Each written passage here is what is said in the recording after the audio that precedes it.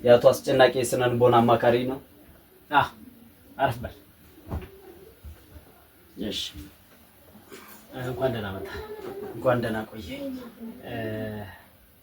እስኪ ስምህን ንገረኝ። ዳዊት እባላለሁ። ዳዊት ማን ነው? ዳዊት ፈጥነህ ድረስ።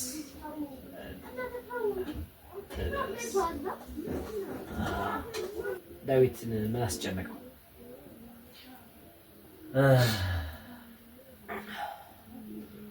አረብ ሀገር ፍቅረኛ አለች። በጣም ነው የምትወደኝ። 10 አመት ሙሉ ብር ልካልኝ፣ ያንን ብር ደግሞ አጠፋሁት። ብሩን ሙሉ በሙሉ አጠፋሁት። እሷ ሀሳቧ ምንድነው? መኪና እንድገዛ።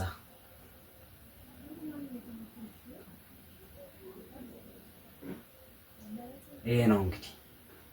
ኦኬ፣ ስለዚህ ገንዘቧን አንተ አጠፋህ።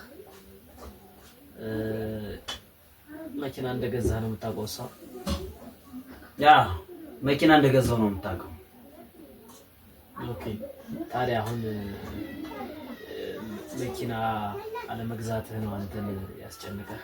ገንዘቧን ማጥፋትህ ነው ያስጨነቀህ? እሱ አይደለም እኮ መኪና ለመግዛት አይደለም እኔን እያስጨነቀኝ ያለው። ምንድነው ታዲያ እያስጨነቀኝ ያለው? ንገረኝ፣ አይዞህ።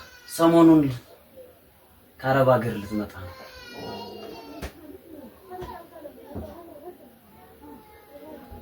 በቃ ዋናው ይሄ ነው። በነገራችን ላይ ይሄ ብቻ ከሆነ በጣም ቀላል ነው። ምኑ ነው ቀላል የሚሆነው? ቀላል ነው ያልኩበት ዋናው ምክንያቱ ምን መሰለህ? እውነቱን ተጋፈጥ። ዝም ብሎ መጋፈጥ በቃ ጎበዝ፣ እውነቱን ተጋፈጥ። መፍትሄው እሱ ነው። አየህ፣ እውነቱን በምትጋፈጥበት ሰዓት ህሊና የሚባል ነገር አለ። መቋቋም ያቅታል። ያኔ ወዴት ትሄዳለህ? ወደ ራስህን ማጥፋት። ሹር ራስህን ታጠፋለህ።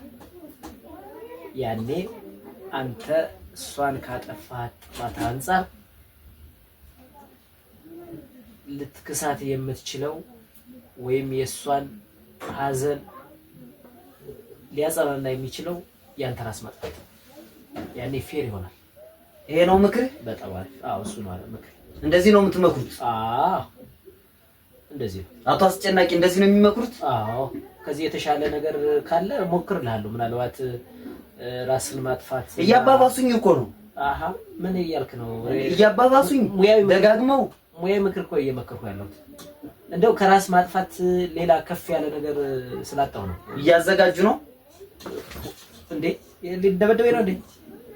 ዞሮ ላይ ወጣ ጥበቃ እንዴ? እንደዚህ አይነቱ ታዲያ ራሱን ካላጠፋ በምን ሊካካስ ነው? ደነዝ